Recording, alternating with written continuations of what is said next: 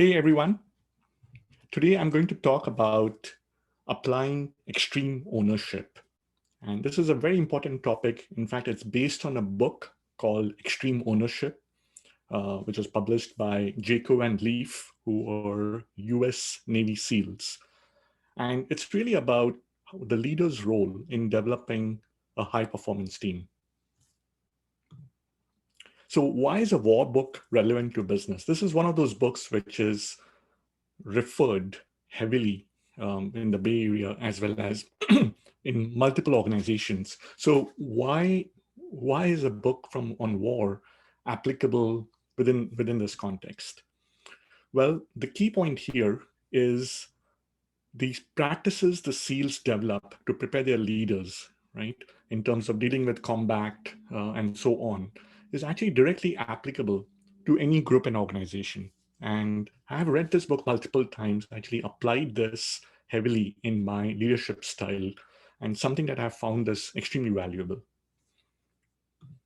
So there are four key principles I'm going to talk about. There is more in the book, but I'm just going to focus on these four for this specific snippet. So the four key principles of extreme ownership are, first, extreme ownership is when leaders accept responsibility for everything in their world. And we will go through each of these principles in detail. Second, there are no bad teams, only bad leaders. The third principle is to be a great leader, you must first learn to be a great follower. And the last one is no place for egos in the team. So let's walk through this and also talk about what does it mean to apply this in our day-to-day as leaders. Some of this may be obvious, but this is really about codifying and applying this in a consistent form. So the first one, extreme ownership, is when leaders accept responsibility for everything that's happening in their world. The key point here is that you first have to get to the mindset on there's no one else to blame. Really acknowledging mistakes and admitting failures. The most important thing oftentimes is we shy away and lose learning opportunities when failures happen, when things don't go as planned. And what this mindset allows you to do is to take complete ownership of everything in the context of the scenario. It cannot be, oh, I was relying on this team, this went wrong, did not have visibility on XYZ. They all come together as this is the full responsibility. This was a task I was aiming for. And when things don't go wrong, firstly, admitting that that's the mistake. Let's focus and energy on how to get better next time rather than a blame game. Also, the key point here is as a leader, not taking credit for their success, really bestowing the honor on the team and accepting full responsibility for failures. That's really what this principle is about. And the key point in terms of actually applying this, right? There's one common example that you run into is a scenario where somebody on the team is not performing at the level that's required to succeed. Now, in this case, first off, it's your team, you are responsible. It's within the purview of what needs to happen, as an example. Now, in this scenario, as a leader, the first goal is to train and mentor the underperformer. Priority is to be committed in terms of making sure the individual is given the right guidance, the right directions, the right, I would say, any help required. If the underperformance continues, this is where the leader needs to be loyal to the team and the mission above any individual. And what that basically translates to is it's very important that as individuals or at the individual level, there is that commitment and trust that is being built, but also at the team level, as a leader, if it's not you, then it's never really going to happen. If you don't call out the right behaviors, if you don't call out performance not being met, that is where essentially you would have failed as a leader. So extreme ownership, the way to think about this is it really increases trust, taking on failures, being very clear about what is acceptable, what is not acceptable. And it really builds trust both among senior leadership as well as trust in the people that work for you. So this is the most important principle, and something that uh, I can tell you from experience, very important for leaders to demonstrate. Second principle, there are no bad teams, only bad leaders. And there are some very interesting examples that occur in the book where they switched the leaders of a winning team and a losing team, everything else being constant, and started observing what was going on. And the short story there is that by switching the leader of a winning team to and add them to the losing team, right, and replacing the losing team leader into the winning team, what they observed is a losing team actually won, right?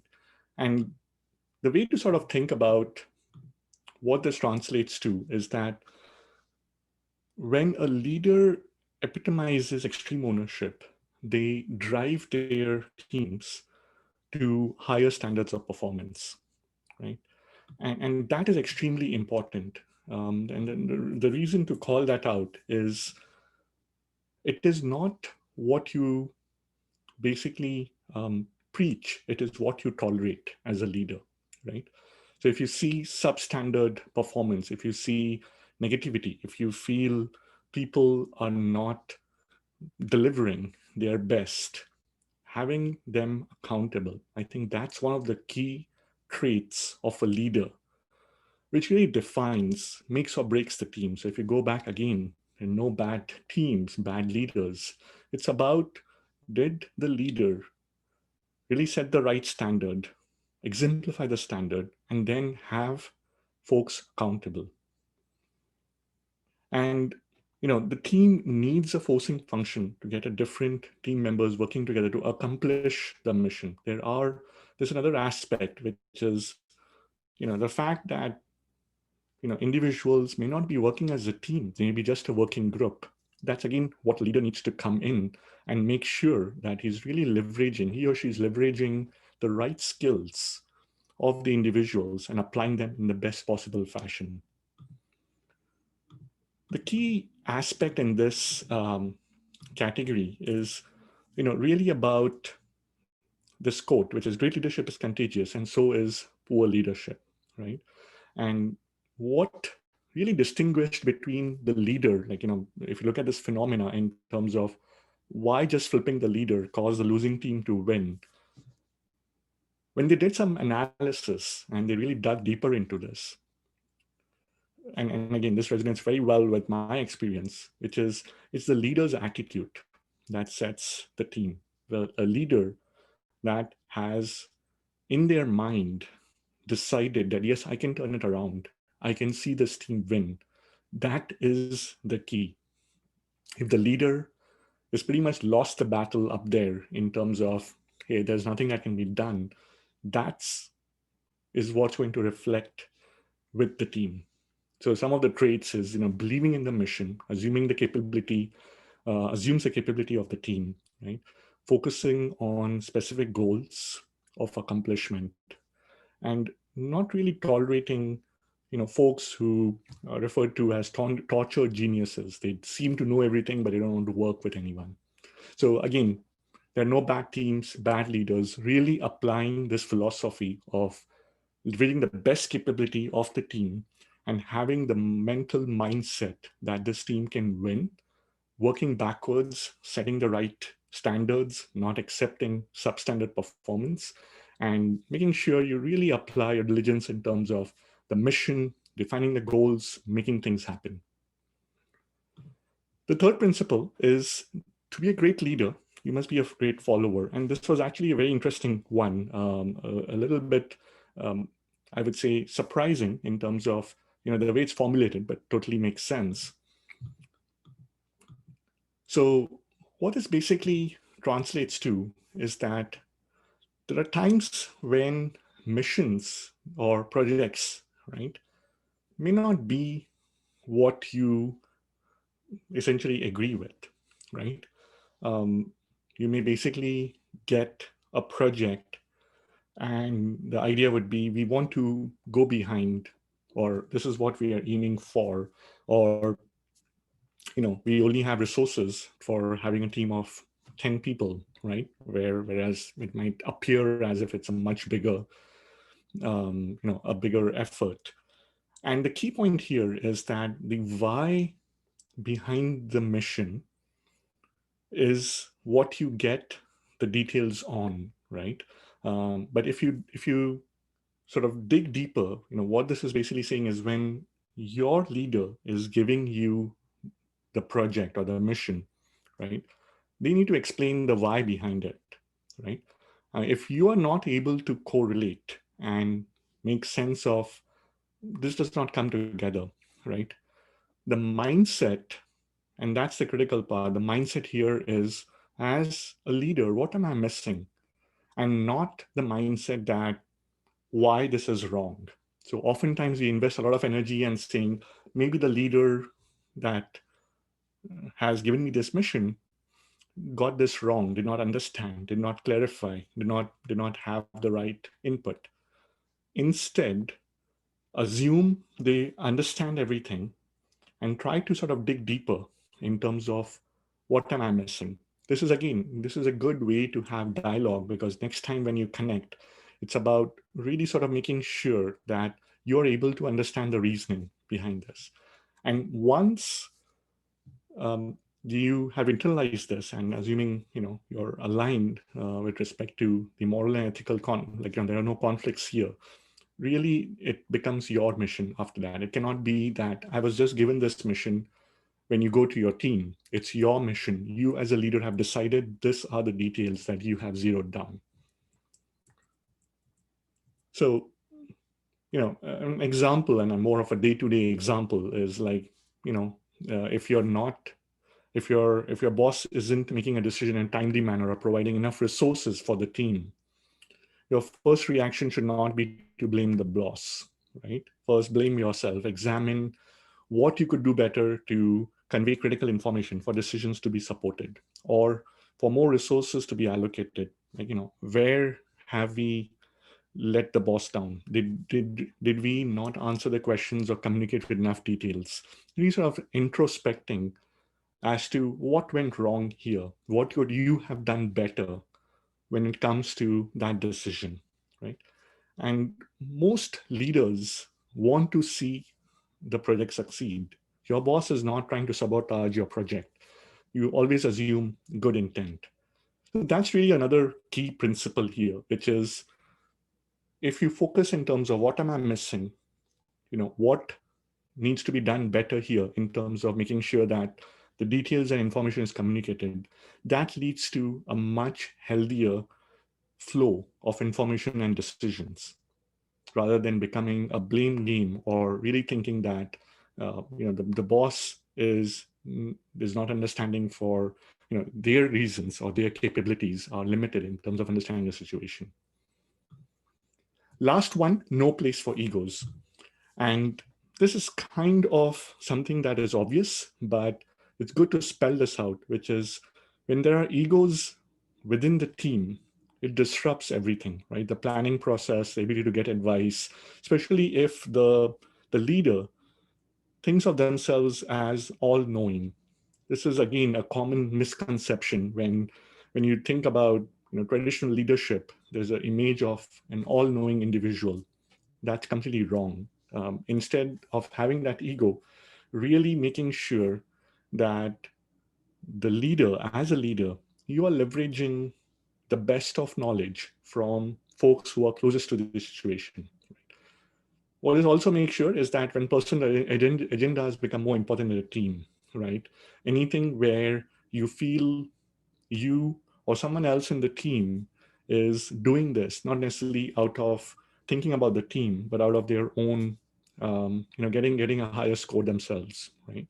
Also, admitting mistakes, taking ownership, developing a plan to overcome. The ego can really prevent a leader from conducting an honest, realistic assessment. So this is really an important thing as leaders to work on yourself, right?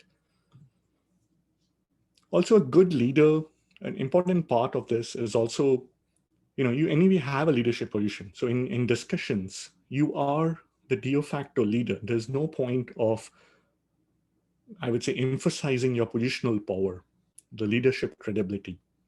Oftentimes it'll be like you don't have to spell it out.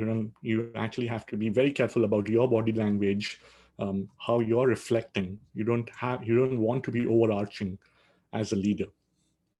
And the other aspect here is really the point I was mentioning earlier, is that the folks which are closest to the front line have better information and deeper expertise. And it's very important as good leaders to welcome that. This could be different from what you're thinking, and in terms of your ideas be different from what they are coming up with. Having a clear, open mind as to what you're learning there. And good leaders believe that I don't have the right, I don't have to be right. We simply have to get the right answer. That's a very important thing. So your goal is not, hey, this is what I think, this is always thing to be right. That's not the case. And extreme ownership is really checking the ego at the door and operating with a high degree of humility, being confident but not being cocky. There's a difference there. So folks, those are the four key takeaways that you really need to apply to your leadership style. Firstly, being responsible for everything in your world, not getting into the blame game, taking the whole effort as a unit in terms of this is what the deliverable is, this is what has to happen. So that's one, full ownership. Second, recognizing that there are no bad teams, only bad leaders. What that basically means is, as a leader, see your attitude, see what you're accepting as a standard, see what you're setting as a way for the team to work with each other. As a leader, you make a big difference on the team. And instead of saying that I have a broken team, XYZ on the team is no good, it's really starting with yourself. As a leader, are you coming with the right attitude? Are you defining clarity? Are you focused, right? And are you sort of really getting the folks to work with each other? The third one is, to be a great leader, you have to be a great follower. What this basically means is, as information is being delegated down to you, really sort of using that to understand what is missing, what could you have done better. Again, following doesn't mean blind following, doesn't mean you're just blindly doing what is said. But when something comes down, really sort of thinking from what I am missing rather than my leader is wrong. Because when you put in that hat on in terms of what am I missing, you may start seeing aspects, you may start seeing recommendations that your leader is providing, which you wouldn't otherwise see. So it's a very important mindset perspective that leaders should have. And again, this is a starting point of communication going back. If there is information that your leader is missing out on in terms of ground realities, with this analysis, you get to go back, have a discussion, put it out there, always assume good intent. Your leader is there to make the project successful in the same way you are trying to make it happen. And the last one is no place for egos in the team. You as a leader definitely have to have open, inclusive environment, creating the right combination of confidence, but not cockiness, and making sure that the best of the best is being used to decide. It's not important that you are right, it's important the team is right. To wrap up, assignment for this one would be reflect on one thing you would do differently in your team interactions, putting these principles in practice. This would be different for everyone. So really encourage you to think through this and apply some of these principles in your day-to-day interactions. Practice is the most important thing for any of these principles to become second nature. Hope you guys found this useful. Thanks, everyone.